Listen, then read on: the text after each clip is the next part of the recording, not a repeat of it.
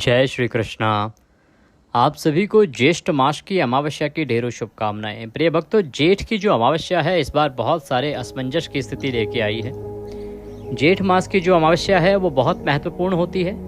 कारण यह है कि इसी दिन वट सावित्री व्रत भी रखा जाता है और यही वो दिन है जिस दिन शनि देव का जन्म हुआ था। तो शनि देव की जन्मतिथि भी ज्येष्ठ मास की अमावस्या है। तो इस बार जो अमावस्या है उसको लेके संशय ये है कि 26 को है या 27 को। कुछ लोग इसको सोमवती अमावस्या बता रहे हैं और कुछ लोग भौमवती। सच्चाई क्या है, करना कब चाहिए, पुराण क्या कहते हैं, ज्योतिष शास्त्र के नियम क्या कहते हैं, इसके अनुसार आपको ये जानकारी प्रदान की जाएगी इस वीडियो में कि असल में अमावस्या कब है। आपके सामने रखा जाएगा कि देखो पुराण क्या कह रहे हैं, पुराण में इसके विषय में क्या है वृतांत, ज्योतिष की जो गणना है उसमें क्या नियम है किसी भी तिथि के निर्धारण के, वो सब आपको बताया जाएगा और उसके अनुसार फिर आपको बताया जाएगा कि असल में आपको अमावस्या करनी कब चाहिए। वट सावित्री व्रत है तो वो कब करना चाहिए, या शनिदेव की जो जयंती आप मना रहे हैं या शनि जन्म दिवस जो आप मना रहे हैं वो आपको कब मनाना चाहिए। इस विषय में आपको संपूर्ण शास्त्रीय जानकारी प्रदान की जाएगी। इस अमावस्या पर आपको क्या करना चाहिए और क्या नहीं करना चाहिए। जो शनिदेव को प्रसन्न करना चाहते हैं उन्हें क्या करना चाहिए, पितरों का जो तर्पण है, दान पुण्य के जो कार्य हैं उसमें कैसे पितृ पूजा करनी चाहिए, क्योंकि जेठ की अमावस्या की महिमा बहुत अधिक है। इस दिन किया जाने वाला पितृ कर्म आपके पितरों को तृप्त करता है, इसीलिए इस तिथि पर विशेष रूप से पितरों का तर्पण और उनके लिए पूजन और दान पुण्य का विधान बताया गया है। तो संपूर्ण शास्त्रीय जानकारी आप प्राप्त करेंगे। आपसे निवेदन है कि जानकारी आरंभ करें उससे पहले कृपया वीडियो को एक बार लाइक अवश्य कर दीजिएगा और अपनी मनोकामना पूर्ति के लिए शनिदेव की कृपा प्राप्त करने के लिए कमेंट बॉक्स में अवश्य लिखिएगा जय शनिदेव। शनिदेव जो हैं कर्म फल दाता हैं, जैसे कर्म करेंगे वैसा फल वो देते हैं। आप देख रहे हैं देवभूमि ज्योतिष संस्थान का प्रतिष्ठित यूट्यूब चैनल देवभूमि धार्मिक। हम यहाँ पर सभी व्रत और त्योहारों की शास्त्रीय जानकारी प्रदान करते हैं। पंचांग और ज्योतिष की गणना से आपको बताते हैं कि कौन सा व्रत कब है, कौन सी तिथि कब है, कब से कब तक रहेगी, क्या शुभ मुहूर्त होगा और कैसे करना चाहिए, क्या विधि है, क्या नियम है, ये आपको हम शास्त्रों में जो वर्णन आता है, पुराणों में जो वर्णन आता है वहाँ से बताते हैं। तो सभी व्रत त्योहारों की संपूर्ण शास्त्रीय जानकारी प्राप्त करते रहना चाहते हैं तो कृपया चैनल को अवश्य ही सब्सक्राइब कर लीजिएगा। और जब आप सब्सक्राइब करेंगे ना तो वहाँ पर एक बेल का निशान बना हुआ आ जाएगा, घंटी का निशान। आप उस बेल आइकन को अवश्य प्रेस कीजिएगा, तभी आपको हमारे सारे वीडियोस प्राप्त होंगे, अन्यथा आपसे जानकारी छूट जाएगी। तो आइए जानकारी आरंभ करते हैं और बात करते हैं आने वाली अमावस्या, जेठ की अमावस्या की। प्रिय भक्तों, ज्येष्ठ मास की जो अमावस्या है ना, इस पर शनि देव का जन्म होता है। तो इसकी गणना कैसे होगी, क्या होगी, ये हम आपको बताएंगे। पहले हम जानते हैं कि अगर आप शनि देव की उपासना करना चाहते हैं, शनि देव को प्रसन्न करना चाहते हैं, तो ये अमावस्या किस प्रकार से आपके लिए सर्वोत्तम और सबसे उत्तम साधन है। क्यों? क्योंकि शनिदेव को प्रसन्न करने के लिए उनके जन्म से उत्तम अवसर कुछ नहीं हो सकता। तो इस दिन आपको क्या करना चाहिए ये बताते हैं, फिर बताते हैं पितरों के निमित्त तर्पण कैसे करना है और फिर आपको संपूर्ण शास्त्रीय जानकारी के अनुसार उसकी गणना समझाएंगे और फिर बताएंगे आपको कि क्या क्या चीज़ें आपको किस समय करनी है और कैसे करनी है। प्रिय भक्तों, शनि देव का जो जन्मदिन है, अमावस्या के दिन आपको सूर्योदय से पहले उठना चाहिए। कुछ ऐसे कर्म हैं जो आपको अवश्य इस दिन करने चाहिए शनि देव के निमित्त।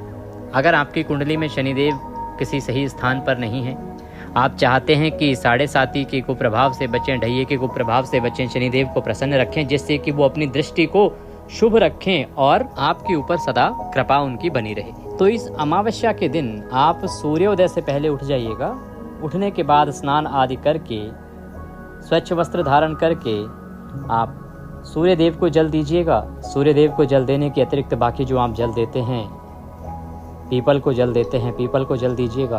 आज के दिन पितरों का तर्पण अवश्य कीजिएगा। और शनिदेव की पूजा की अगर हम बात करें तो शनिदेव को 2 प्रकार के कार्य हैं जो आपको करने हैं। सबसे पहला, आप इस दिन व्रत कर सकते हैं शनिदेव का। शनिदेव का व्रत करने के लिए जब आप सो के उठेंगे, उठने के बाद जब आप पूजन करेंगे तो सबसे पहले व्रत का संकल्प कीजिएगा।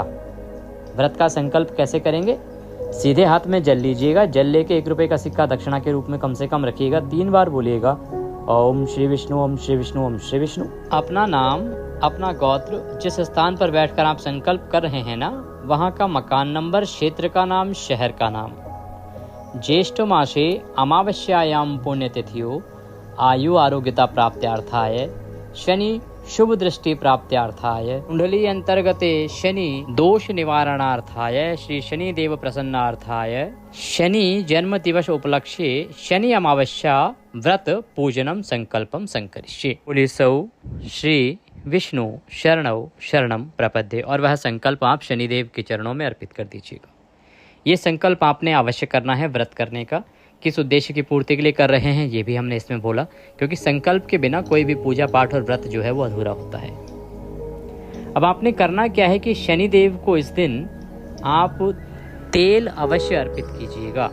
आपको तेल से अवश्य नहलाना है, शनिदेव को तेल अवश्य अर्पित करना है। 1 कटोरी तेल आपने चढ़ाना है। अब कटोरी कौन सी होनी चाहिए? देखिए, ये जो पात्र होगा ना, ये तांबे का ना हो, इसका ध्यान रखिएगा।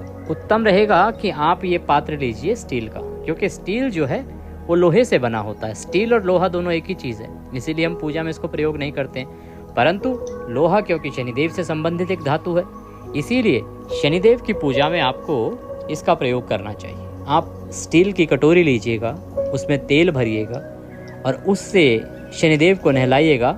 वो जो तेल है वो शनिदेव को अर्पित कीजिएगा आप। बात आती है कब कर सकते हैं।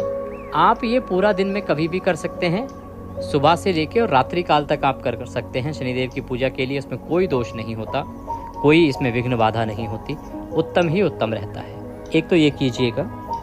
जो सुबह आप स्नान करेंगे ना, इस दिन स्नान करते समय जो जल प्रयोग करेंगे उस जल में काले तिल अवश्य डालिएगा।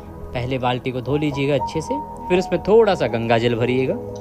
गंगा जल के बाद काले तिल डालिएगा और काले तिल युक्त जल से आप स्नान कीजिएगा। इस आने वाली अमावस्या की बात कर रहे हैं हम, जिस दिन शनिदेव का जन्मदिन भी है। इसे शनिश्चरी अमावस्या, शनि अमावस्या भी कहते हैं। इसका कारण ये नहीं कि शनिवार को होती है, नहीं, इसका कारण है कि इस दिन शनिदेव का जन्म हुआ था। तो आपने काले तिल युक्त जल से स्नान करना है, एक कर्म। शनिदेव को तेल अवश्य अर्पित करना है, दूसरा कर्म। और शनिदेव को दिया अवश्य जलाना है, तेल का दिया। तेल का दिया आपने जलाना है 7 बार, कम से कम उनकी आरती उतारनी है 7 बार या 11 बार। और ये जो तेल का दिया है, अब बहुत सारे सवाल करते हैं लोग, पंडित जी गोल बाती वाला कि लंबी बाती वाला, कैसी बाती होनी चाहिए, कैसा दिया होना चाहिए। देखो जी, अगर सच्चाई जानना चाहते हैं ना, तो पुराणों में कहीं भी बाती के बारे में वर्णन आता ही नहीं है कि गोल बाती वाला कि लंबी बाती वाला। जैसी जिसकी श्रद्धा, जिससे जैसी बाती बन पड़े वैसा आप बना लीजिए। बस श्रद्धा के साथ, भाव के साथ शनिदेव के सामने तेल का दिया अवश्य जलाना है। पीपल पर जल अवश्य अर्पित करना है, पीपल पर जल अवश्य अर्पित करना है। ये कर्म है जो आपको इस शनि जन्म दिवस पर शनिदेव के निमित्त आपको करने हैं। जब आप ये पूजन कर रहे होंगे ना, जब आप ये पूजन कर रहे होंगे तो शनिदेव से प्रार्थना कीजिएगा हाथ जोड़ के कि हे शनिदेव महाराज, आप सदा हम पर शुभ दृष्टि रखें, कभी भी आपकी कुदृष्टि हम पर ना पड़े और सदा आप हमसे प्रसन्न रहें। यदि कभी जाने अनजाने में हमसे कोई गलती हो जाए, कोई त्रुटि हो जाए, कोई भूल हो जाए, तो हे शनिदेव महाराज आप उसे क्षमा कर दीजिएगा। आप शनि चालीसा का पाठ कर सकते हैं, शनि स्तोत्र का जाप कर सकते हैं। शनि सहस्त्र नाम आपको अवश्य ही इस दिन सुनना चाहिए।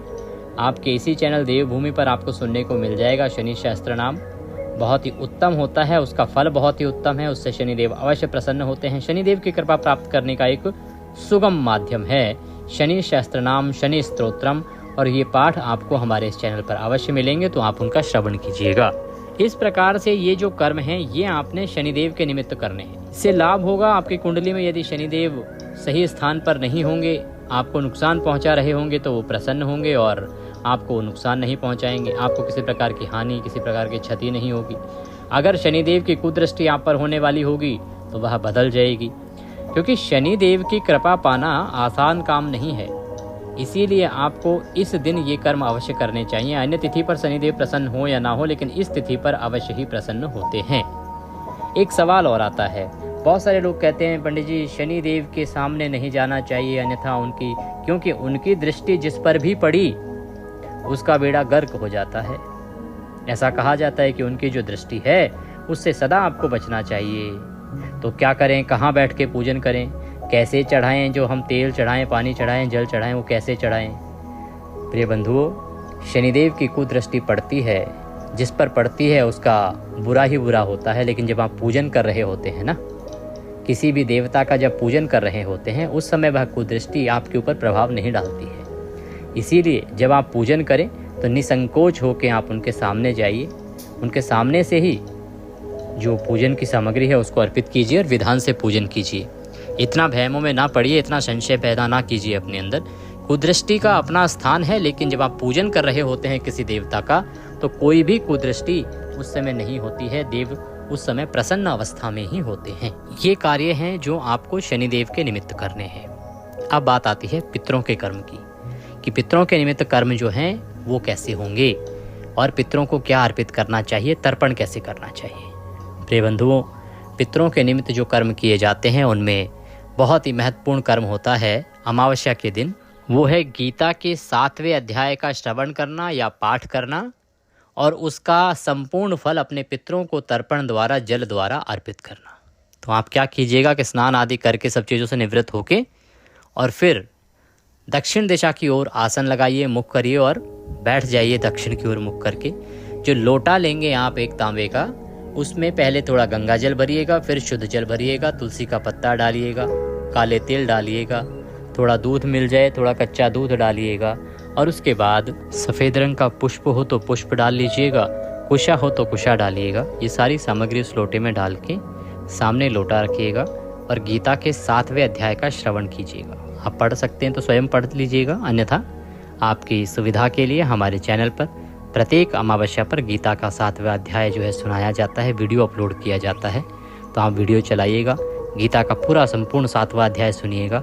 सुनने के साथ साथ हम विधि उसमें भी बताते हैं कि क्या क्या करना है, यहाँ भी आपको बता देते हैं कि जब आप गीता का 7वां अध्याय सुन लेंगे, सुनने के बाद संकल्प कीजिएगा भगवान से कि हे प्रभु, आज ये जो मैंने गीता का 7वां अध्याय श्रवण किया है, इससे जो भी पुण्य प्राप्त हुआ है वह संपूर्ण पुण्य मैं अपने अमुक पितरों को अर्पित करता हूँ, अमुक पितरों को समर्पित करता हूँ कि ये सारा पुण्य उन्हें प्राप्त हो। और उसके बाद उस जल से पितरों का तर्पण कीजिएगा। तर्पण करने के लिए अपने सामने एक पात्र रखिएगा और जो सीधे हाथ में आपका पितृ स्थान होता है ना, पितृलोक जो होता है, वो क्या होता है तर्पण के लिए कि आपका सीधे हाथ का अंगूठा और उंगली, उसके बीच से जल को गिराते हुए आपने तर्पण करना होता है। वहाँ से आप तर्पण कीजिएगा पितरों को स्मरण करते हुए और पितरों से निवेदन कीजिएगा कि हे मेरे पितरों, ये जो पुण्य गीता के 7वें अध्याय का श्रवण करने का मुझे प्राप्त हुआ है, इसे आप ग्रहण करें, ये जल आप ग्रहण करें और इससे आप तृप्त हों। इस प्रकार से आप तर्पण कीजिएगा और ये जो जल है इसको आप पीपल पर अर्पित कर दीजिएगा। तर्पण आप सीधा पीपल की जड़ में भी कर सकते हैं और घर पर भी कर सकते हैं, दोनों ही विधि उत्तम है। जल आपने अंत में पीपल की वृक्ष की जड़ों में ही डालना है।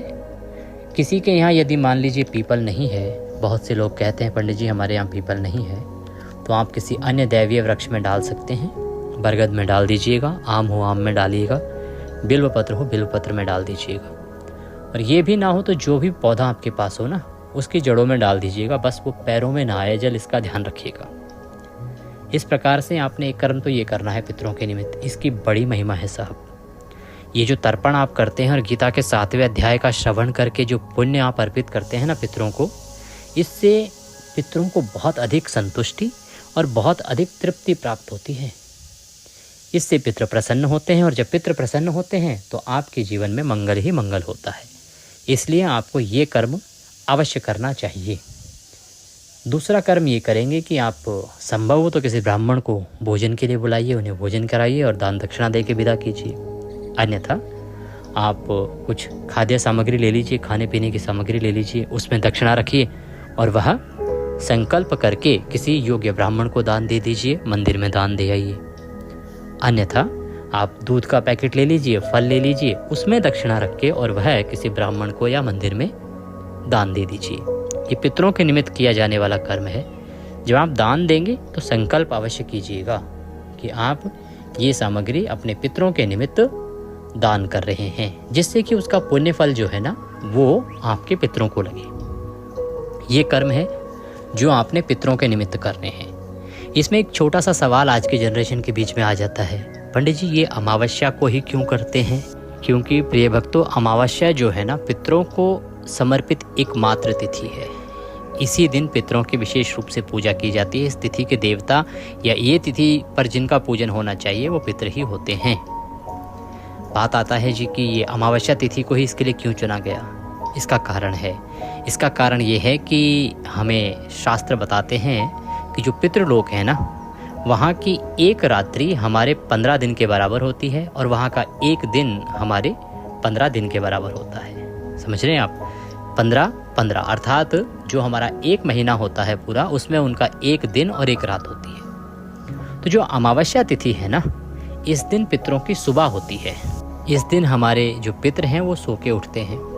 तो इसलिए ये विधान बनाया गया है कि यदि आप उसी दिन जिस दिन पितर सो के उठ रहे हैं अर्थात उनकी सुबह हो रही है, तो सुबह होते ही उनको तृप्ति मिल जाए, आप उन्हें स्मरण करें, याद करें, उनको याद करके प्रणाम करें उनको, फिर आप उनको भोजन कराएं, दान दक्षिणा आदि से तृप्त करें, जल आदि से तृप्त करें, पुण्य उन्हें प्राप्त हो, इसी से तो उनकी तृप्ति होती है।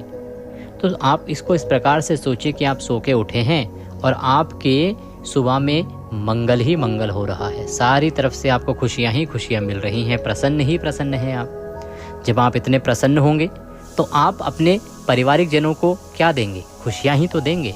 जो आशीर्वाद देने वाले हैं वो खुशियों का आशीर्वाद देंगे।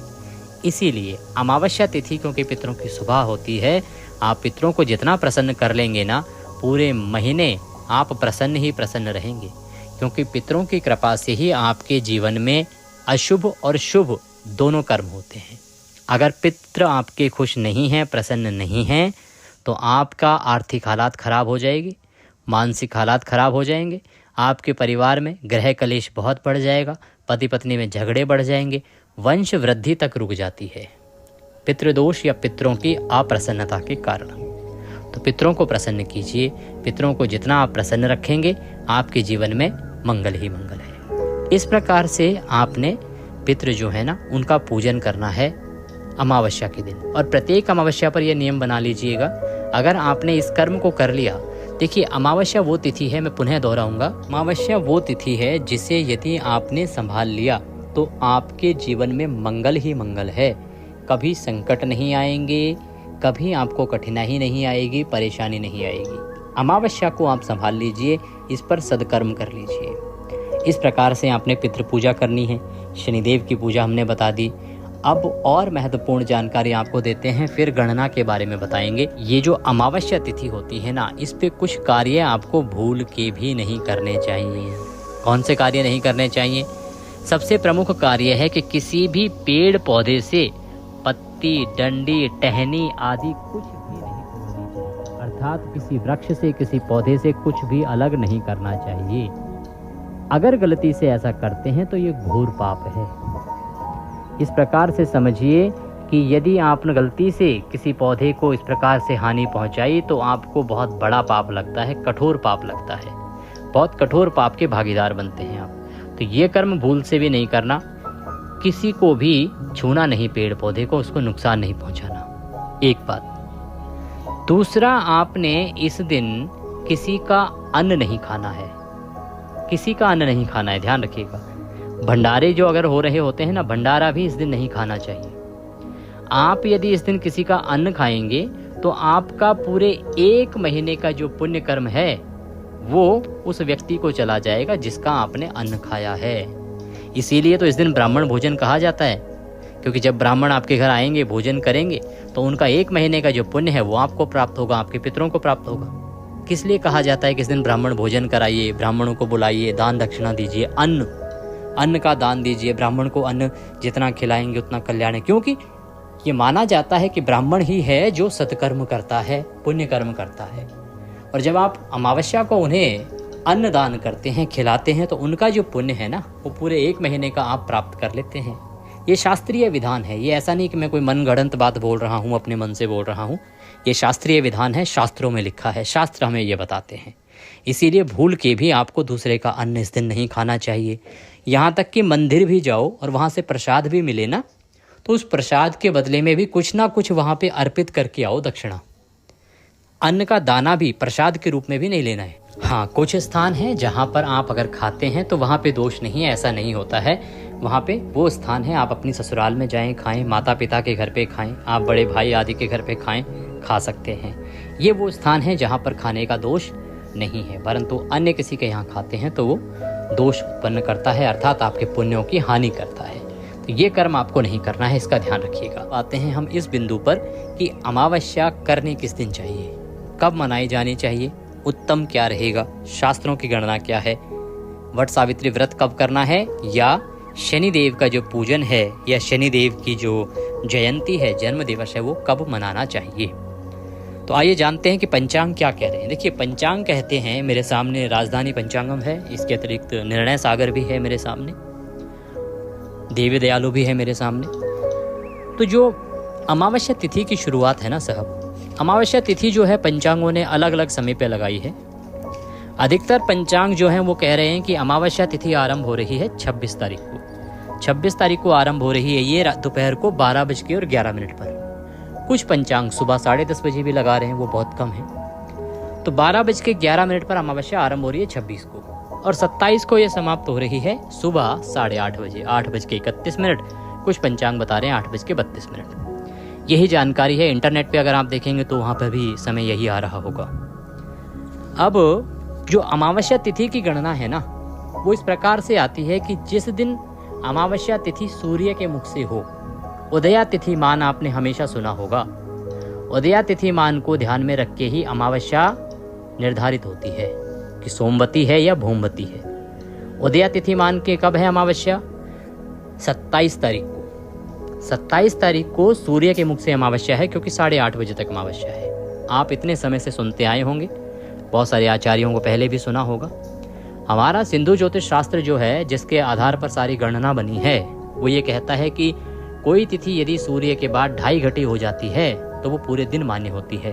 फिर यहाँ तो 8:30 बजे तक है, अर्थात आप सोचिए कि जो उदया तिथि मान है ना, वो 27 पर ही लागू होता है। सूर्य के मुख से अमावस्या है 27 तारीख को।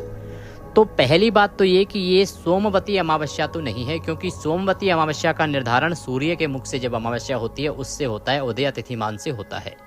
और उदया तिथि मान के अनुसार ये सोमवती नहीं है, ये भौमवती अमावस्या है, क्योंकि मंगलवार 27 तारीख को अमावस्या है। दूसरी बात आती है शनिदेव का जन्म किस दिन मनाया जाए। शनिदेव का जन्म जो है ना, वो अमावस्या तिथि, ज्येष्ठ मास की अमावस्या तिथि की रात्रि को हुआ था। अब क्योंकि 27 तारीख को ज्येष्ठ मास की अमावस्या तिथि रात्रि को नहीं होगी, इसीलिए जो भी भक्तगण शनिदेव का जन्म रात्रि को शनि पूजन करना चाहते हैं, करते हैं, वो सभी इस कर्म को 26 को करेंगे, क्योंकि 26 की रात्रि को ही अमावस्या है, 27 को नहीं है। तो शनि जन्म दिवस के लिए अमावस्या 26 को आप मान्य है। 26 को क्योंकि दोपहर बाद आ जाएगी तो आप कर सकते हैं, परंतु सोमवती अमावस्या नहीं है। पुनः आपको दोहराएंगे, कोई भी अगर बोल रहा है तो वह अनुचित है। आप स्वयं इतने समय से सुनते आए हैं कि उदया तिथि मान के अनुसार अमावस्या का निर्धारण होता है।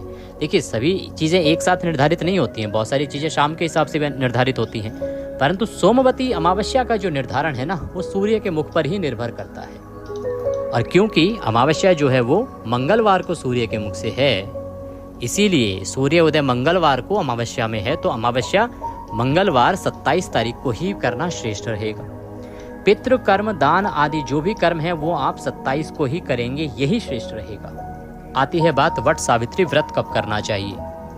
देखिए, वट सावित्री व्रत जो है, कहते हैं कि जी दोपहर को किया जाता है पूजन, और कुछ जो हैं वो कहते हैं जी सुबह सुबह पूजन किया जाता है। वट सावित्री व्रत जो है ना, वो 26 को भी किया जा सकता है और 27 को भी किया जा सकता है। पंचांग की अगर बात करें तो पंचांग मेरे सामने है, और 27 तारीख को ही वट सावित्री व्रत लगाया है। इसमें कारण ये कि सूर्य के मुख से इसी दिन है अमावस्या, और इनका मानना ये है कि वट सावित्री व्रत का पूजन सुबह के सुबह समय होता है, सूर्योदय के बाद ही और सूर्योदय के साथ ही होता है। तो आपके यहाँ यदि सुबह सुबह की प्रथा है पूजन की तो 27 को कीजिएगा, और दोपहर की अगर प्रथा है आपके यहाँ वट सावित्री पूजन की तो आप 26 को कर सकते हैं। ये थी जानकारी अमावस्या से संबंधित। जानकारी बहुत महत्वपूर्ण है और संपूर्ण शास्त्रीय है, तो पुनः निवेदन करूंगा कि अधिक से अधिक लोगों तक पहुंचाएं, जिससे कि सभी लोग सही जानकारी प्राप्त कर सकें, लाभ ले सकें, प्रभु की कृपा प्राप्त कर सकें। आप उनका भला करेंगे, प्रभु आपका भला करेंगे।